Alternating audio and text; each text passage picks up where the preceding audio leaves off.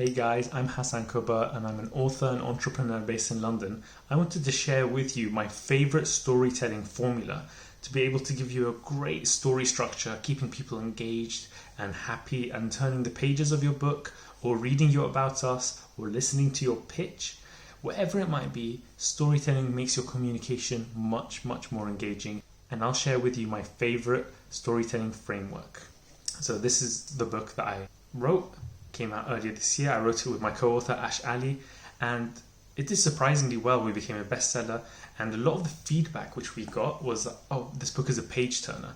And one of the things I really took into account is storytelling frameworks, like how to make it more engaging, how to make it fit.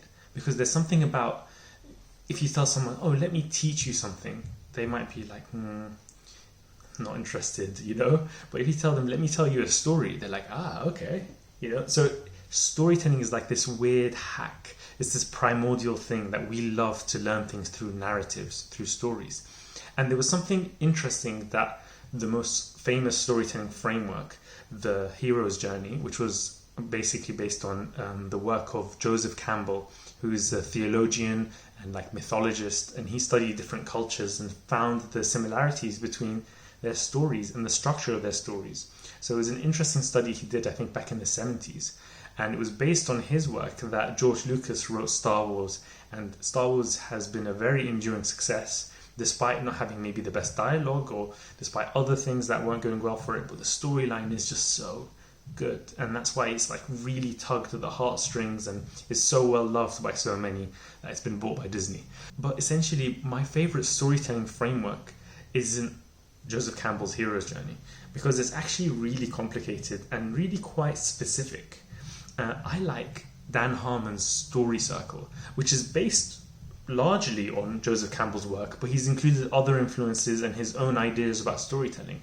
So Dan Harmon is the co-creator of Rick and Morty and Community, and this guy is like really clever when it comes to stories. He's got a great essay about it. I'll put the link in the description, but I'll describe exactly his framework here for you, that you can use it when you're telling stories in a social situation. I know myself, I kind of grew up very shy and I wouldn't like everyone's attention to be on me, but I've always been amazed at people who can tell like super riveting stories and keeping everybody on the edges of their seat.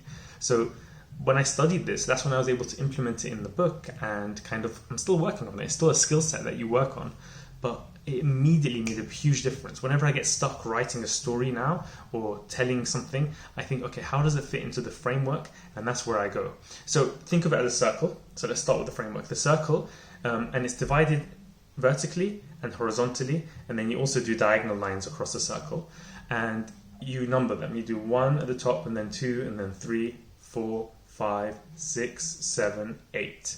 So there are 8 sections to the story. I'll run you through them very quickly, and I'll give you an example of a great story, Harry Potter. Somebody who became a self-made billionaire is J.K. Rowling, the author of the Harry Potter series, and one of the reasons it's so effective is because it fits. And you start analysing stories from Lord of the Rings to The Matrix to obviously Rick and Morty, because it fits it so well. But any kind of storyline is going to fit this framework somewhat. It's not like super exact and detailed. It's quite creative, but you're going to see the elements of the story flow through every narrative. And Christmas is now coming up based on when I'm recording this now, and you're going to see in the Christmas movies that if you start to analyze them from this framework, it's going to open up your eyes to how story structure works. So let's start from the top. You is at the top, and it's basically where you establish your protagonist. So when you're telling a story or when you're pitching your startup, you start talking about you and then this need that you have, which is part 2. 2 is need. What's the need? What's the motive driving the story? What does the protagonist want? Or maybe it's something that happens to the protagonist and it's a problem that they need to solve. So this is where you can think of it. So let's quickly do these first 2 points with Harry Potter. Very simply, J.K. Rowling establishes the protagonist, which is this nerdy orphan boy who lives with his aunt and uncle, and they treat him badly, and his cousin bullies him, and he's bullied at school. He sleeps in the cupboard under the stairs. So it's all pretty sad, and what we can connect with is this poor boy, and we can relate. Sympathy, by the way, is great as a starting point to make the character more relatable. So a very interesting point that you can kind of use in your stories or whenever you want to tell even a real life story, make sure not to skip over those points. Part 2 is need. Need is the thing driving the story, as I said. So Harry Potter's need is to get away from this, and he needs something else. And part of need is where the call to adventure comes in. It's where you kind of get this inciting incident that makes them want to go on this adventure. It makes them yearn for something more, or it's some kind of problem that happens in the world. So with Harry Potter, he gets a letter from Hogwarts. So that's the kind of call to adventure that he gets. So the need is that he's feeling bad and it's horrible. So part 1 is they're in a comfort zone, and you kind of describe the character. Then you talk about what they want, and there's probably something uncomfortable in this area that isn't quite right. Okay, so it's a comfort zone, but there's something not quite right in part 2. Part 3 is go. That's when they cross the threshold into starting their journey, starting their adventure. In the love story, this is when the need is when boy meets girl, for example, and then the go is when they can finally go on their date, or they finally speak to each other. It kind of really starts. And sometimes the go point for a romantic thing is actually just when they see each other, and then this kind of, maybe it's an infatuation kind of starts, or they fall in love with them at first sight, or whatever it is. So it's entering the new world. So 3 is actually crossing a threshold into the new world. So for Harry Potter, it's obviously the Muggle world, the normal world, and crossing the threshold across platform 9 3/4 into the new world, onto the Hogwarts Express and towards Hogwarts. So that's kind of the story and where it goes for Harry.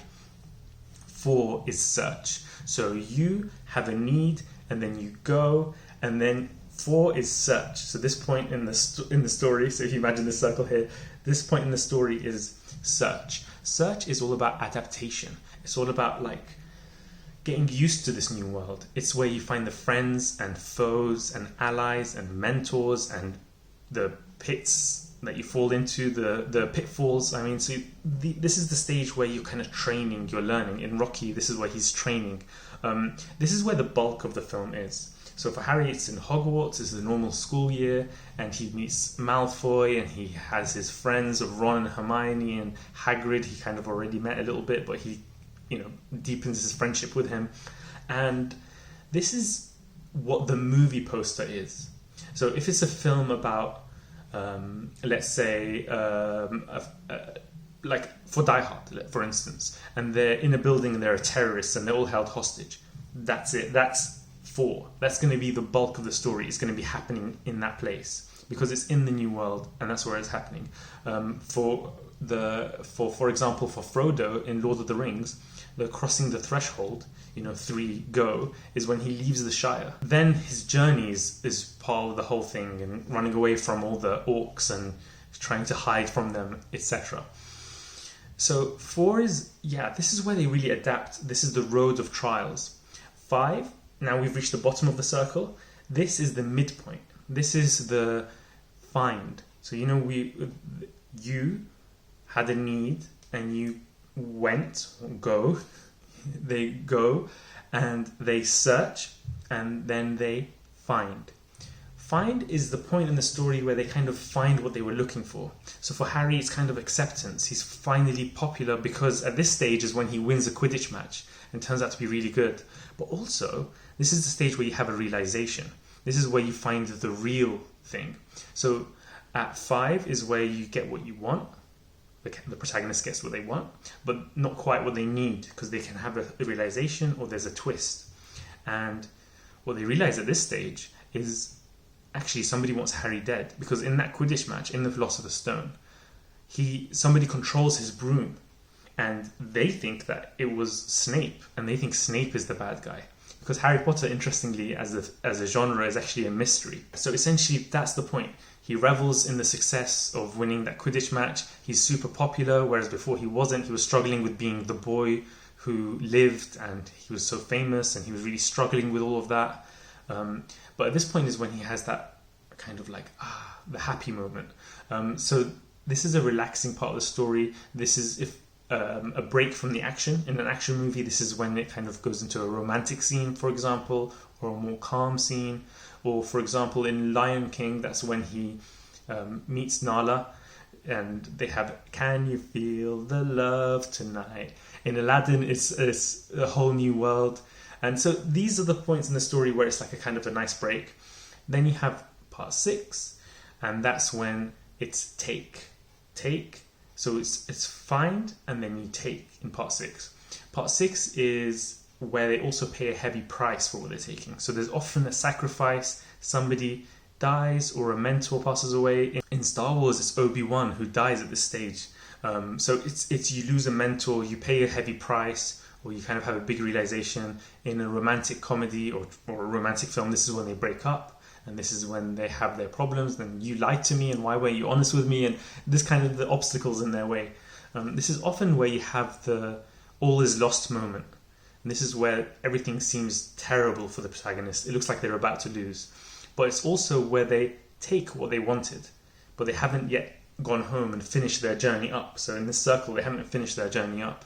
So at this stage is when Harry, Ron and Hermione all go down to where past Fluffy and to where they play this human-sized chess. And this is where Ron sacrifices himself. And then I think, even based off of my memory, even Hermione, he loses Hermione at some point in it as well, and it becomes just him. He kind of he has to face Voldemort by himself.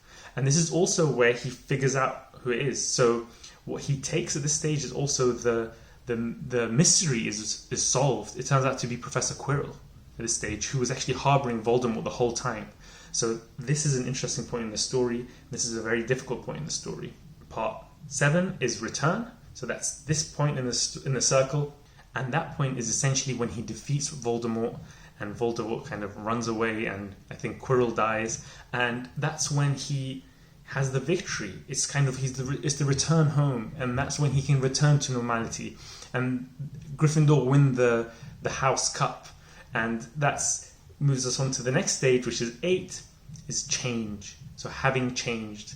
So now Harry is the master of both worlds. He's got his confidence as a wizard, and he goes back to the Dursleys, where he was living with them in the Muggle world. So he's back home, but he's having changed. So the return also includes going back to the Muggle world, but he's different now. He doesn't get bullied anymore, actually, because he can defend himself. So the book ends on that point where Harry's different. He's not being bullied anymore. He has a newfound confidence. He has his magical powers as a wizard, and that's where it ends. But this is interesting. So I've done it based on Harry Potter, but you start noticing other films, and I probably will. If you're interested, give me in the comments what movie you'd like me to analyze next. But it's essentially, this is how every story is told. This is how I told the story of my background in the book. This is how I tried to tell the story of Ash's background in the book, and how we kind of structured it and worked on it together, me and Ash. And it makes pitching to investors very successful. It allows you to hire people.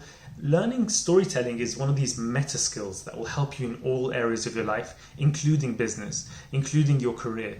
It's this communication skill, essentially, and it's just amazing. So I just wanted to share with you my favorite storytelling formula is Dan Harmon's Story Circle. As I said, it's you have a need, and then you go and then you search and adapt at that stage, and that's the bulk of the story. And then you have this meeting with the goddess because you find what you're looking for, then you take, and then you pay a heavy price for taking it, then you return to the normal world having changed. It's quite similar to the hero's journey. It's just much more simplified, much clearer, much simpler, and much more applicable to these other areas of your life, to business, to work, to presentations, whatever it is. Always think in terms of story. It's powerful stuff. That's why we're all addicted to Netflix. That's why we all love movies. That's why we love reading books, those of us that read fiction, which I'm starting to do a bit more now myself.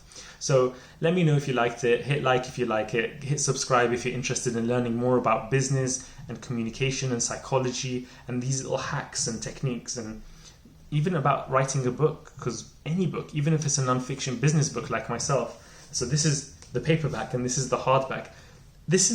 We got a publishing deal because of the storytelling that we told in the book proposal. So it's really a powerful thing. I was never a natural at it, but I'm working on it now. And now that I know this framework, I can get better at it. And I hope you can get better at it as well. Thanks for joining me. Bye-bye.